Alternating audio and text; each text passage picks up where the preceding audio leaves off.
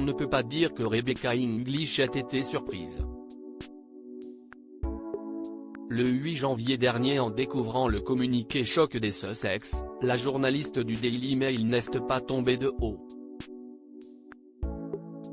Il faut dire que depuis qu'elle suit la famille royale britannique, et le prince Harry, elle a appris à connaître le rebelle de la couronne. Elle, qui l'a rencontré en Lesotho en 2006, sentait le vent tourner.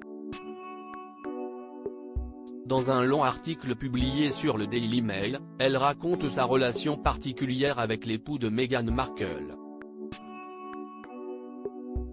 Dès leur rencontre, il s'est confié à elle sur sa détermination à utiliser sa renommée pour continuer le travail de sa mère et sur combien il détestait les projecteurs. « Je ne briserai jamais les confidences que les membres de la famille royale ont parfois partagées avec moi », prévient-elle. Mais je pense que de tels incidents nous donnent un aperçu de la triste situation que nous avons connue ces derniers jours. Selon elle, l'envie d'ailleurs du prince Harry ne date pas d'hier.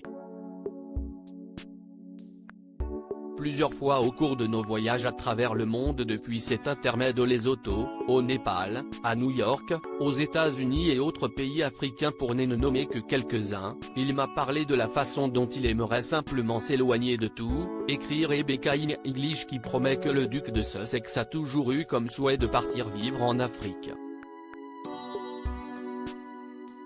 À l'époque déjà, le père d'Archie voulait vivre sa vie très privilégiée loin de l'irritation du public et, en particulier, de la presse.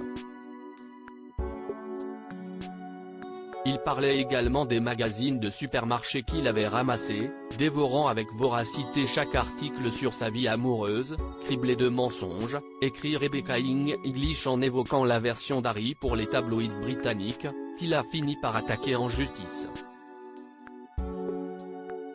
Rebecca English: je comprends son désir de protéger sa femme et son fils. Si on parle de moi, alors je veux le savoir, disait-il en faisant semblant de tenir un cahier et un stylo. Un jour, j'aimerais vraiment avoir ma propre chronique dans un journal pour pouvoir écrire la vérité et dire aux gens ce que je pense, confie la journaliste. Après 15 années à le suivre, elle est attendrie par cet homme à l'intelligence émotionnelle que peu de membres de la famille royale peut égaler. Mais depuis sa rencontre avec Meghan Markle, le prince Harry prévenant et touchant a changé. La vérité est que nous avons à peine échangé un mot depuis, regrette la spécialiste de la famille royale. Mais je crois fermement que même si Meghan est le catalyseur des événements récents, Harry était parfaitement capable de s'éloigner de la famille royale par lui-même. En 15 ans sur le rythme royal, je l'ai vu passer d'un garçon à un homme. J'ai aussi grandi avec lui, écrit Rebecca English.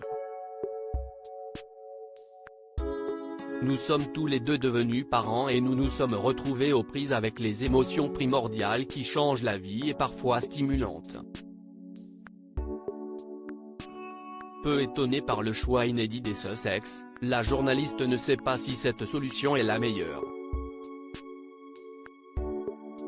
Je comprends son désir de protéger sa femme et son jeune fils plus qu'il ne peut l'imaginer, assure-t-elle. Est-il vraiment sage de vous séparer si acrimonieusement de la seule famille qui comprendra vraiment les pressions que vous subissez? Elle conclut, touchée par le prince Harry, en lui donnant un dernier conseil: si vous pensez honnêtement qu'il vaut mieux pour vous et votre famille de prendre du recul, alors faites-le, mais ne vous coupez pas complètement.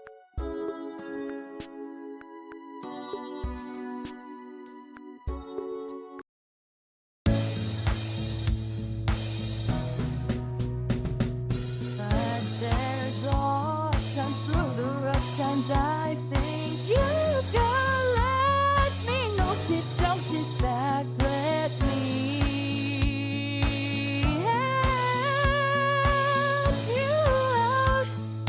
Just step back, you seek, so I see you out there's on your